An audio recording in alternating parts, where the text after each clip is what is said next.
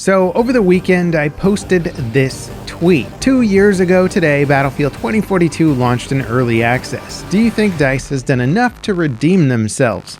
And boy, did people have a lot to say. Not even close. The game is an absolute dumpster fire. Yes, I've been loving the game. I think so. Many think not. It's better, but the lack of content can't be ignored. Only 6 new maps since release, and having to remake every base map and packaging that as part of a live service model is ridiculous. They did a tremendous job getting it back on track, but it doesn't remove the stain of the failed launch and, dare I say, lies connected to it. I'm back to playing Battlefield 5, so much more atmosphere. 2042 seems too plastic and plain to me, hoping that whatever is next will be closer to Battlefield 5 than to 2042. And there's well over 250 comments now voicing similar and different opinions to this. It was pretty interesting reading through it all and seeing just how diverse the opinions on Battlefield 2042 are. However, there were a lot more, I would say, negative opinions than positive opinions. And the negativity seemed to be circling mostly around how DICE delivered the game and how the support took so long to get here. And also that the game still has some problems that people are having issues with, like some black screen issues and the lack of keyboard and mouse support on consoles, which is something that a lot of players still want. And I think it's fair to say that 2042 has had a pretty wild ride. Somewhat famously, with the Season 6 launch, many players, over 100,000 players, returned to play concurrently every day. Well, those are the Steam charts alone, probably significantly more if you include all the console players. This resurgence in popularity lasted for quite a while, and still the game is more popular than it ever has been since the initial launch of the game. So it's very impressive that it's retained so many players, and I think that in itself speaks volumes about the current quality of the game and fun factor for many players. The simple truth of the matter is that people don't play games if they're not fun and enjoyable, and clearly a lot of people have returned to 2042 to play it. But it's not for everyone, as shown in the comments. And one of the points that just simply can't be ignored about the overall support and development of this game post-launch is the fact that they just had to do so much work fixing the game and updating the game to what would be considered launch standards by most players. Since launch, DICE has added a scoreboard to the game. If you can believe it, the game didn't have a proper end-of-round scoreboard. They've actually greatly improved the end-of-round score screen to a state that I would say is probably better than any past Battlefield game, so that's pretty cool. They've massively walked back the 128 player count. It is still technically playable, but most of the modern maps and modes and all that are not built around 128 player. They added 4 new specialists to the game while also trying to walk back the whole specialist concept and categorizing them more into the traditional class system. And I think that's one area of the game where DICE couldn't fully walk it back to the way that things used to be, and they sort of had to come up with a hybrid solution. Given the way the game launched, I think they did a pretty good job with it. They finally added in the squad management tools. They even added in squad VoIP tools. They remastered the 7 launch maps that the game came with, and that took them a very long time. Apparently, due to the size of the maps and the complexity, it just took a huge amount of time to get those remasters right, which made them far more playable. I wouldn't consider many of them to be extremely good quality maps, but it made them much better than the extremely open and kind of coverless approaches that the initial maps were. They added a ton of portal weapons to the base game, including some 2042 attachments that could be added to them. They balanced the portal weapons in a more interesting way so that they didn't feel quite as much like sub-weapons compared to the base game 2042 weapons. They of course added a bunch of new weapons and cosmetic and gear and all that stuff with the seasonal passes.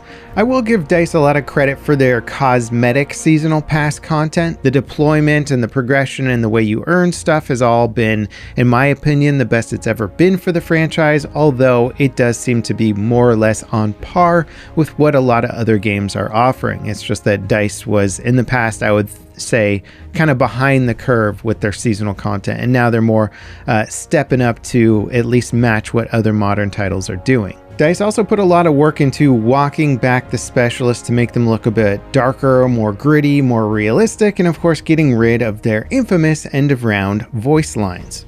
Don't be sad. This is just how it works out sometimes. Now, when it comes to the brand new content that DICE added to the game, I think they sort of figured out what worked along the way, and the maps that were delivered after the base game maps were significantly better overall. I didn't love all of them. I felt that Stranded was one of the weaker maps that they added from this point, and Reclaimed just sort of felt like a meh map, but Redacted and Spearhead and even Flashpoint I felt really brought some new ideas to the lineup and elevated the gameplay in a lot of good ways. So they definitely delivered some good content, but it was the quantity of that content that most players took issue with because they were comparing it to past games. Battlefield 4 had an insane amount of content added to the game. By the end of all the DLCs, the amount of weapons and maps that you could play through was truly just crazy. You could go on a map rotation and never play the same map over again. And in 2042, we just never quite saw that level of variety. And in my opinion, a huge missed opportunity from DICE was doing some of the classic map remasters. A DLC or a season that added in a couple of the fan favorite maps from past titles like Wake Island or Operation Metro would have really gone a long way to, I think, turning the heads of legacy fans of the franchise and just getting some easy wins for the devs. I really feel that 2042 has to be viewed through two different perspectives. There's the players that bought the game at the start and potentially were very unhappy with it and then had to wait a very long time before the game improved and became fun and enjoyable again and players started coming back to it. And then there's the perspective of people who maybe never even tried it at launch. They saw the reviews, they saw the negativity from the community, stayed away, and then 2-ish years later picked up Season 6 with all the new content and improvements and went, hey, this is actually pretty good. There's a lot of stuff for me to work through and explore and enjoy. And from that perspective, I can appreciate both angles. So it's very hard to put your foot down and just say Battlefield 2042 is a bad game. Well, for the money that it was on sale for and what people are picking it up for, the amount of content is actually quite good and quite impressive. And the gameplay itself, I would argue, is pretty fun, especially when you're with a group of friends right now. So as long as you're not too embroiled in the original promise of 2042, I could see you hopping into the game and being like, wow, this is actually pretty great. It is hard to detach yourself from the initial reveal and promise of what 2042 would be, though. Thinking back to it, it was like 2042 was being hyped up to be the ultimate Battlefield game. 128 players, an incredible portal experience where you could play all the classic Battlefield stuff and make your own Battlefield stuff, and then of course Hazard Zone, which was going to be an awesome extraction shooter. DICE pretty much failed to deliver on all of those concepts. None of them delivered in the way that players wanted. Hazard Zone straight up failed. Portal just didn't have the same power or popularity that people thought it would, and 128 players just wasn't balanced properly and they had to walk it back. So if you're still tied to that original marketing idea and that's what sold you on 2042, I could see it being very hard to accept the reality of what 2042 is, which is more or less just kind of a standard Battlefield game. One thing that I saw a lot of in the comments though was that everybody wants DICE to learn their lesson. They didn't seem to learn their lesson from Battlefield 5. They carried over many of the same mistakes into 2042. Players are just hoping that DICE doesn't make the same mistake with the next title. They can respect the lessons that they learned in 2042, the improvements that they've made, the things that they've dialed in and figured out, and they want to see that and the things that worked well carried over into the next game. It seems for the most part that DICE is doubling down, if not tripling down on the franchise. There's a lot of money, a lot of studios all working towards the next Battlefield content. What is it going to be? Now, I'd be curious to continue this conversation in the comments of this video. What do you guys think about 2042?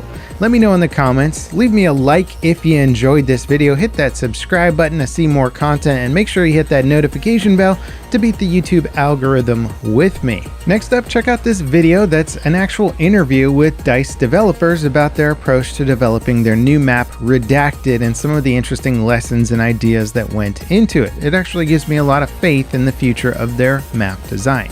As always, guys, thank you so much for watching, and I'll see you next time. This is Level Cap signing off.